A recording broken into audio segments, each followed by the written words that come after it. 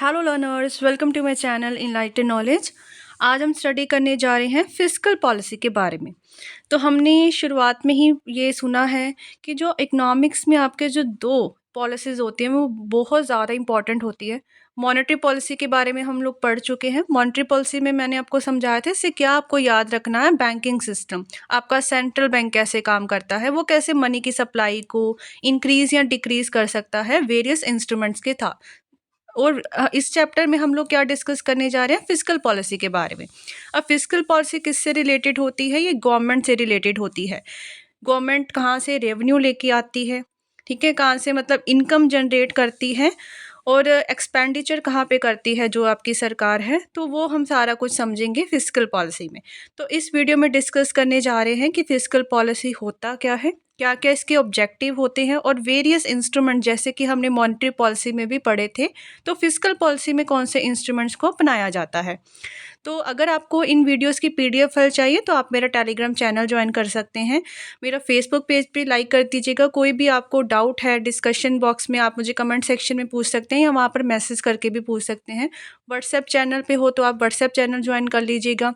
सभी का लिंक आपको डिस्क्रिप्शन बॉक्स में दे दूँगी, वहाँ पर आपको इन वीडियोज़ की अपडेट्स मिलती रहेंगी। शुरू कर लेते हैं फिस्कल पॉलिसी के बारे में।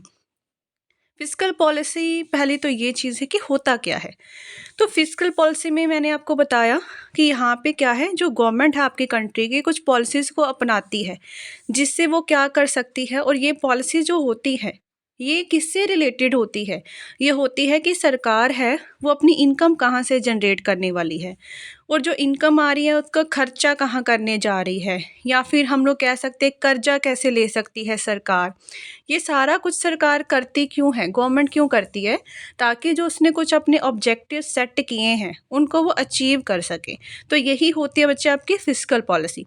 देखो मॉडर्न टाइम्स में क्या है, the policies of the government of a country very much influence it's economic activities. जो सरकार आपके लिए काम करती है, जो भी पॉलिसीज़ अपनाती है, उससे हमारी जो इकोनॉमिक एक्टिविटीज़ हैं बहुत ज़्यादा उससे इन्फ्लुएंस होती है। और फिस्कल पॉलिसी एक ऐसी पॉलिसी है जो किससे रिलेट करती है, रेवेन्यू से, एक्सपेंडिचर से, एंड डेप्ट of the government for achieving a set of definite objectives. और ये ऑब्जेक्टिव्स हम लोग आगे पढ़ेंगे। तो अब बात कर लेते हैं इसकी हिस्ट्री के बारे में। जो टर्म फिस्क है वो इंग्लिश लैंग्वेज में उसका क्या मतलब होता है, ट्रेजरी। ट्रेजरी समझते हो, खजाना होता है, ठीक है ना, जिसको हम लोग एक तरीके का फंड्स कहते हैं, रेवेन्यू कहते हैं। हेंस जो पॉलिसी है that relating to treasury of government exchequer is called the fiscal policy. तो जो भी सरकार के रिलेटेड में है, ठीक है, कोई ऐसी पॉलिसी जो सरकार की संपत्ति से रिलेट करती है, उसके रेवेन्यू से रिलेट करती है, उसे हम लोग क्या कहते हैं, fiscal policy.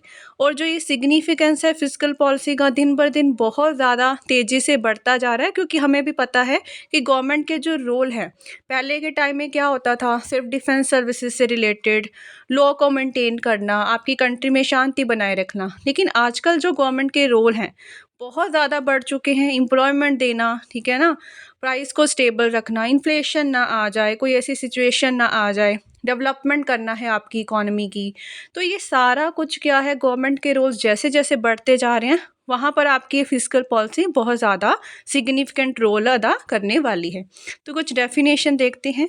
In the words of G K Shaw, we define fiscal policy as any decision to change the level, composition or timing of the government expenditure or change the burden, structure and frequency of the, मतलब आपके जो tax payment की frequency भी change कर। इसका मतलब ये है कि फिस्कल पॉलिसी क्या है, उन्होंने वो बताया है कोई ऐसे डिसीज़न जो कि पूरे लेवल को चेंज कर सके। गवर्नमेंट कहाँ कितने टाइमिंग पे खर्चा करने वाली है, उसका कॉम्पोजिशन कहाँ कहाँ पे मतलब खर्चा करने वाली है, या फिर जो आपके डेप्ट का बर्डन है उसमें कुछ चेंजेस आना, पूरे ढांचे में चेंज आ जाना, टैक्स पेमेंट की जो फ्रीक्वेंसी उसमें चेंजेस आ जाना, वो सारा कुछ क्या है, किससे रिलेटेड है, आपकी फिस्कल पॉलिसी से ही रिलेटेड है। अब आगे हम डिस्कस कर लेते हैं ऑब्जेक्टिव्स क्या क्या हैं आपकी फिस्कल पॉलिसी के।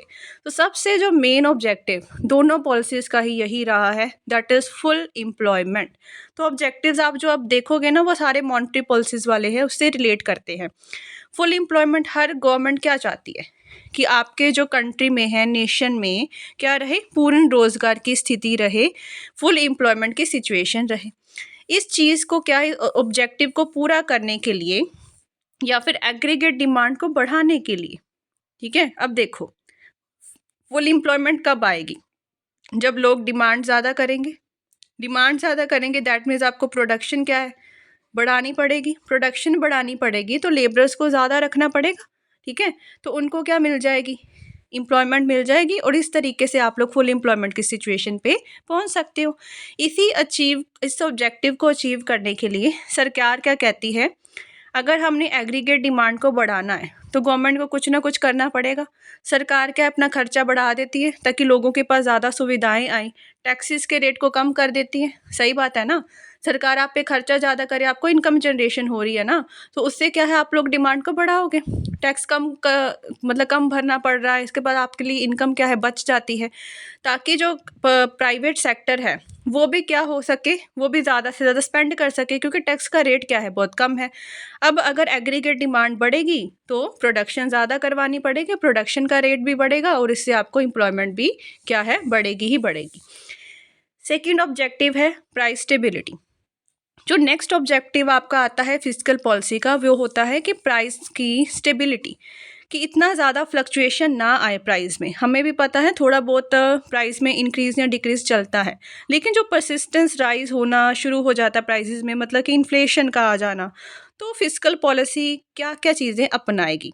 अब देखो, in case of rising prices या फिर इन्फ्लेशन के केस में फिस्कल पॉलिसी क्या चाहती है। अब देखो इन्फ्लेशन की सिचुएशन क्यों अराइज हुई। इन्फ्लेशन तब आई है जब आपकी डिमांड सप्लाई से ज़्यादा है। क्लियर हो रहा है, डिमांड मतलब लोग खरीदने वाले बहुत हैं, पीछे से सप्लाई है नहीं, तो प्राइसेस अपने आप बढ़ानी पड़ते हैं ना, ताकि लोग डिमांड कम कर दें, यही होता है। अब इस तरीके से वो प्राइसेस बढ़ने शुरू हो जाते हैं कि आपकी कंट्री में इन्फ्लेशन आ जाती है। अब सबसे पहली चीज़ क्या होगी कि लोग डिमांड कम कर दें। सही बात है। अब फिस्कल पॉलिसी क्या चाहेगी कि लोग डिमांड कम करें। लोग डिमांड कम करें तो वो ऑब्जेक्टिव अपना चेंज हो। देखो फुल एम्प्लॉयमेंट पे हमने क्या पढ़ा था, सरकार अपना खर्चा बढ़ा दे, टैक्सेस का रेट कम कर दे, क्योंकि उसने एग्रीगेट डिमांड बढ़ाना है, यहाँ पे कम करना है, तो गवर्नमेंट क्या करे, अपना खर्चा कम कर दे, टैक्स के रेट को बढ़ा दे। क्लियर हो गया। इस तरीके से क्या होगा, लोगों के हाथ में पैसा कम बचेगा, वो लोग कम, उनकी जो परचेजिंग पावर है, क्षमता है चीज़ों को खरीदने की, अपने आप ही कम हो जाएगी, एग्रीगेट डिमांड कम हो जाएगी। अब अगर दूसरी सिचुएशन है, इसका उल्टा कर दो, प्राइसेस कम होते जा रहे हैं, डिफ्लेशन की सिचुएशन है, तो फिस्कल पॉलिसी क्या चाहेगी कि एग्रीगेट डिमांड ज़्यादा हो। ठीक है ना, ज़्यादा हो तो क्या करेगी, पब्लिक एक्सपेंडिचर ज़्यादा कर देगी, टैक्स का रेट कम कर देगी। आई होप आपको ये चीज़ तो क्लियर हो गई होगी। थर्ड है आपका reduction in the economic inequality. Democratic countries में क्या होता है, बहुत ज़्यादा असमानताएं मतलब पाई जाती है हमारी कंट्री में, ठीक है, इनइक्वालिटी पाई जाती है। इसको भी हमें क्या है रिमूव करना पड़ेगा, जिस तरीके से हम लोग काफ़ी सारे फिस्कल के जो एप्रोप्रिएट मेजर्स हैं वो लोग हम क्या है अपना सकते हैं। इस ऑब्जेक्टिव को अचीव करने के लिए हमारा टैक्स रेट कैसा हो बच्चे, हमारे जैसे इंडिया की बात करें तो प्रोग्रेसिव टैक्स स्ट्रक्चर चलता है ना, कि जिनकी इनकम ज़्यादा है उन पे टैक्स भी ज़्यादा लगता है, जिनकी इनकम कम है टैक्स भी कम, जो स्लैब्स बनाई जाती हैं टैक्स रेट की। तो प्रोग्रेसिव डायरेक्ट टैक्सेस, जैसे कि डायरेक्ट टैक्सेस कौन कौन से होते हैं, कि इम्पैक्ट एंड इंसिडेंस है जो टैक्स का, वो वही पर्सन्स के पास ही पड़े, मतलब जिस पे सरकार ने टैक्स लगा दिया ना वही उसको भरे, उसको कहते हैं डायरेक्ट टैक्सेस। ये जैसे आपका इनकम टैक्स है, आपकी प्रॉपर्टी पे है, वेल्थ टैक्स हो गया, डेथ ड्यूटी हो गया, ठीक है, ये सारे क्या होते हैं आपके प्रोग्रेसिव डायरेक्ट टैक्सेस में आ जाते हैं। तो इंसिडेंस इन टैक्सेस का क्या होता है, रिच पे ज़्यादा होता है, क्योंकि डायरेक्टली उनको ही पे करना पड़ता है, क्योंकि हमें पता है भी इनकम ज़्यादा किनके होती है, रिच वालों की, उनको टैक्स रेट भी क्या है ज़्यादा पे करना पड़ेगा। और सरकार इसमें क्या करेगी, सरकार अमीरों से ये टैक्स कलेक्ट करती है और सुविधाएं किसको दे दी जाती है, weaken section of the society को। इस तरीके से जो स्टैंडर्ड ऑफ लिविंग है वो पुअर का बढ़ना शुरू हो जाएगा, इम्प्रूव होना शुरू हो जाएगा। इस तरीके से जो असमानताएं हैं, आर्थिक असमानता है आपकी जो कंट्री में, वो कम होना शुरू हो जाएगी। लास्ट है आपके पास इकोनॉमिक डेवलपमेंट। अब इस ऑब्जेक्टिव को अचीव करने के लिए, ठीक है ना, इस ऑब्जेक्टिव को परसुएंस करने के लिए तो क्या है, इकोनॉमिक डेवलपमेंट ज़्यादा से ज़्यादा हो। फिस्कल पॉलिसी क्या चाहेगी कि हमारे देश में जो पूंजी निर्माण है वो ज़्यादा हो। जैसे कैपिटल फॉर्मेशन कैसे होती है, पहले तो इनकम ज़्यादा हो, लोग सेविंग ज़्यादा करें, सेविंग को आगे निवेश करें, निवेश से आगे प्रॉफिट आएगा, वही होती है आपके बार बार क्या है, वृद्धि होते रहना, कैपिटल फॉर्मेशन, पूंजी निर्माण। अंडर डेवलप्ड इकोनॉमी में क्या होता है, जो आपका कैपिटल फॉर्मेशन का जो रेट होता है उसको बढ़ाने के लिए जो फिस्कल पॉलिसी क्या कहेगी कि ज़्यादा से ज़्यादा आउटपुट जनरेशन हो, लोगों को एम्प्लॉयमेंट ज़्यादा मिले, तो उस तरीके से फिस्कल पॉलिसी अपना काम कर सकती है। क्लियर हो गया यहाँ तक, ये इसके ऑब्जेक्टिव्स हो गए। और आगे बढ़ने से पहले आपको रिमाइंड कर देती हूँ बच्चे कि आप टेलीग्राम चैनल मेरा ज्वाइन कर लीजिएगा, वहाँ पे आपको फ्री ऑफ कॉस्ट सारी की सारी PDF फाइल्स अवेलेबल हो जाएगी ताकि आपकी रिवीजन अच्छे से होती रहे। फेसबुक पेज है, व्हाट्सएप चैनल है, उनको भी आप ज्वाइन कर सकते हैं, ठीक है। सभी का लिंक आपको डिस्क्रिप्शन बॉक्स में दे दिया जाएगा। वीडियोस हेल्पफुल लग रही हो चैनल को ज़रूर सब्सक्राइब कीजिएगा, अपने फ्रेंड्स फैमिली में भी शेयर कीजिएगा। अब देखते हैं इंस्ट्रूमेंट्स को। तो क्या क्या चीज़ें अपनाई जा सकती हैं फिस्कल पॉलिसी के द्वारा, ठीक है। सबसे पहली चीज़ टैक्सेशन पॉलिसी। मैंने शुरुआत में ही बताया था, एक आपका गवर्नमेंट कहाँ से इनकम जनरेट करने वाली है, तो टैक्सेस के थ्रू। गवर्नमेंट कहाँ पे खर्चा करने वाली है, वो आपका एक्सपेंडिचर पॉलिसी आ जाएगा। और जो आपके डेप्ट की है, कर्जा लेके, ठीक है, वो आपकी 3 ये पॉलिसीज़ आ जाएंगी। पहले शुरुआत करते हैं हम लोग टैक्सेशन पॉलिसी से। सरकार जो है वो आप लोगों पे टैक्स लगाती है, पब्लिक पे टैक्स लगाती है, उसी से सरकार को क्या है, सबसे ज़्यादा इनकम उसी से जनरेट होती है। तो government collects large fund from the public by the way of taxes. अब जो हमारी एग्रीगेट डिमांड है वो भी टैक्सेस के थ्रू ही इन्फ्लुएंस की जा सकती है। ये हमने पहले भी पढ़ा कि टैक्सेस का अगर रेट बढ़ा दोगे तो एग्रीगेट डिमांड क्या हो जाएगी, कम होगी। टैक्सेस का रेट कम कर दोगे तो एग्रीगेट डिमांड ज़्यादा हो जाएगी। क्लियर है ना। अब देखो, these are broadly classified as, अब हमने टैक्सेस को कैसे बांटा हुआ है, एक डायरेक्ट टैक्सेस होते हैं, एक आपके इनडायरेक्ट टैक्सेस होते हैं।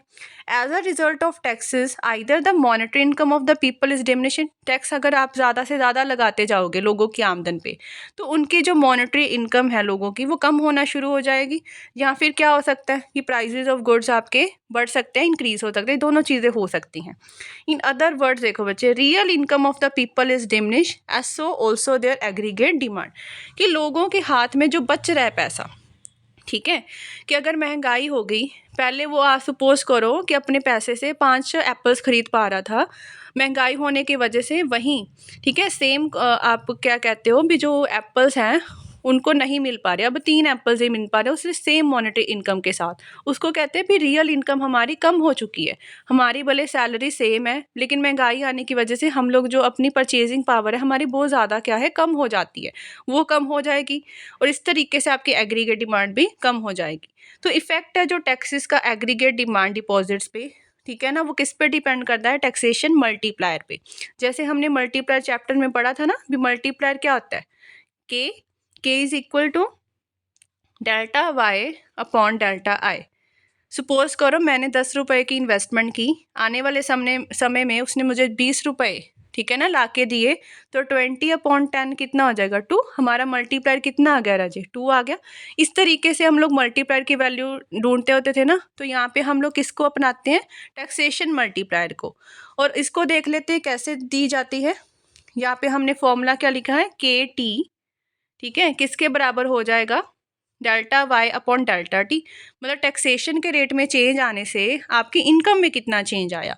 इसको दूसरे तरीके से कैसे लिखते हैं, माइनस बीटा। बीटा का मतलब क्या होता है, मार्जिनल प्रोपेंसिटी टू कंज्यूम। जैसे बच्चे देखो, हमने टैक्सेशन मल्टीप्लायर में, यहाँ मैं लिख देती हूँ कि जो हमारा मल्टीप्लायर होता था उसी से रिलेट करता है। उसको कैसे ढूंढते थे, 1/1 माइनस MPC, ऐसे ढूंढते थे, ठीक है। यहाँ पे हमारे पास क्या आ गया, टैक्सेशन मल्टीप्लायर। इसको कैसे ढूंढते हैं, minus beta upon 1 minus beta. इसका मतलब यहाँ पे क्या आ जाएगा, minus MPC upon 1 minus MPC। तो इस तरीके से हमें टैक्सेशन मल्टीप्लायर की वैल्यू आपकी मिल जाएगी। और 1 माइनस MPC किसके बराबर होता था, याद आ रहा है कुछ, एक चीज़ पढ़ी थी हमने, MPC plus MPS is equal to 1, यही था। तो यहाँ पे देखो माइनस क्या है ऊपर, MPC, 1 माइनस MPC को क्या लिख सकते हैं, MPS, ठीक है, तो इस तरीके से लिखा जा सकता है। ये बस आपको ये याद रखना है टैक्सेशन मल्टीप्लायर कैसे ढूंढा जाता था। और वैल्यू जो है टैक्सेशन मल्टीप्लायर की वो नेगेटिव है। ये देखो आगे क्या है, नेगेटिव का साइन है। नेगेटिव क्यों है? क्योंकि there is inverse relationship between taxes and your national income. अब यहाँ पे आप कंफ्यूज होने वाले हो। देखो क्या बताया मैंने, there is inverse relationship between taxation and national income. ये कैसे पॉसिबल है? सपोज करो कि मैंने टैक्सेस का रेट कर दिया कम कर दिया, उससे क्या होगा? एग्रीगेट डिमांड बढ़ेगी, लोग ज़्यादा से ज़्यादा डिमांड करेंगे, पैसा फ्लो करेगा मार्केट में, एम्प्लॉयमेंट जनरेशन होगी, उससे नेशनल इनकम क्या होगी? फिर बढ़ेगी ना। टैक्सेस कम किए, नेशनल इनकम बढ़ गई। वहीं टैक्सेस का रेट अगर हमने कर दिया ज़्यादा तो एग्रीगेट डिमांड क्या हो जाएगी? कम, और नेशनल इनकम भी क्या हो जाएगी रजे? कम हो जाएगी। बस ये चीज़ है, अभी हमने नेगेटिव का साइन क्यों यूज़ किया है, पता लग गया अब कि अगर हमारा टैक्सेशन का रेट कम होता है उससे नेशनल इनकम बढ़ जाएगी, और टैक्सेशन का रेट ज़्यादा होता है उससे नेशनल इनकम कम हो जाएगी। ये हो गया आपकी फर्स्ट वाली टैक्सेशन पॉलिसी। सेकंड बात करते हैं गवर्नमेंट की एक्सपेंडिचर पॉलिसी के बारे में। अब सरकार जो आपकी एग्रीगेट डिमांड है वो किससे इन्फ्लुएंस होती है? भी सरकार कितना खर्चा करने वाली, ये तो था टैक्सेस वाला हमने इनडायरेक्ट रिलेशन पढ़ लिया। यहाँ पे आपको देखने को मिलेगा बच्चे डायरेक्ट रिलेशन। ठीक है, अब देखो यहाँ पे हमने दो तरीके से इसको बांटा है, एक में डायरेक्ट होगा, एक में इनडायरेक्ट हो सकता है। फर्स्ट वन पहले हम बात कर लेते हैं। ठीक है, public expenditure incurred to buy goods and services. Public expenditure होता है सरकार के द्वारा किया गया खर्चा। खर्चा क्यों करती है सरकार? गुड्स एंड सर्विसेज को खरीदने के लिए। ठीक है ना, भी खर्चा ही कर रही है ना एक तरीके से आपकी इकोनॉमी पे। तो it has a direct effect on the aggregate demand. जितना मतलब सरकार एक्सपेंडिचर ज़्यादा करेगी, एग्रीगेट डिमांड भी क्या होगी? ज़्यादा होगी। अब इसका जो है वो किस पे डिपेंड करेगा? पब्लिक एक्सपेंडिचर मल्टीप्लायर पे। इसका फॉर्मूला क्या हो जाएगा? KG is equal to delta Y upon delta G. Delta G क्या है बच्चे? कि पब्लिक एक्सपेंडिचर में चेंज आने से इनकम में कितना चेंज आया है। और इसको हम लिखेंगे कैसे? 1/1 माइनस बीटा, जो हम मल्टीप्लायर में लिखा करते थे 1/1 माइनस MPC। बिल्कुल सेम वही वाला यहाँ पे चला है क्योंकि डायरेक्ट रिलेशनशिप बताया गया है। सेकंड देखो, पब्लिक एक्सपेंडिचर, अब सरकार खर्चा करती है लेकिन वहाँ पे सरकार आपसे कोई गुड्स एंड सर्विसेज खरीद नहीं रही, मतलब बदले में सरकार को उसमें कुछ नहीं मिल रहा, सिर्फ आपको दे रही है। जैसे कि पेंशन्स हो गया, स्कॉलरशिप हो गया, एजुकेशन पे खर्चा, मेडिकल फैसिलिटीज़ पे। और आजकल सरकार ये वाला खर्चा बहुत ज़्यादा कर रही है। ठीक है, जिसको हम लोग क्या कहते हैं, कौन सा एक्सपेंडिचर कहते हैं? ट्रांसफ़र पेमेंट का। ट्रांसफ़र पेमेंट का इनडायरेक्ट इफेक्ट पड़ता है किस पे? एग्रीगेट डिमांड पे, क्योंकि यहाँ पे सरकार को कुछ मिल नहीं रहा, वो कुछ गुड्स एंड सर्विसेज को खरीद नहीं रही है। तो यहाँ पे जो ट्रांसफ़र पेमेंट्स का बच्चे इनडायरेक्ट इफेक्ट पड़ता है आपके एग्रीगेट, मतलब इफेक्ट वो करती है आपके एग्रीगेट डिमांड को। यहाँ पे सरकार को नहीं कुछ मिल रहा, आपको तो मिल रहा है ना, आपकी डिमांड तो बढ़ेगी ही बढ़ेगी ना। ये चीज़ है, मतलब ऐसा खर्चा जो सरकार बढ़ाती है जिससे आपका एग्रीगेट डिमांड बढ़ती है, लेकिन डायरेक्टली नहीं, इनडायरेक्टली, क्योंकि आपको सुविधाएं मिल रही है। आपको देखो एजुकेशन पे खर्चा करना पड़ सकता था, लेकिन सरकार ने आपको स्कॉलरशिप दे दी, खर्चा मतलब नहीं करना पड़ा, आपके पास इनकम बच गई। तो आप वो इनकम को कहाँ यूज़ कर सकते हो? कंजप्शन पे। ठीक है, डिमांड ज़्यादा कर सकते हो। तो दैट मीन्स एग्रीगेट डिमांड यहाँ पर भी इंक्रीज हो सकती है जब आपके ट्रांसफ़र पेमेंट में भी क्या होगा? इंक्रीज आएगा।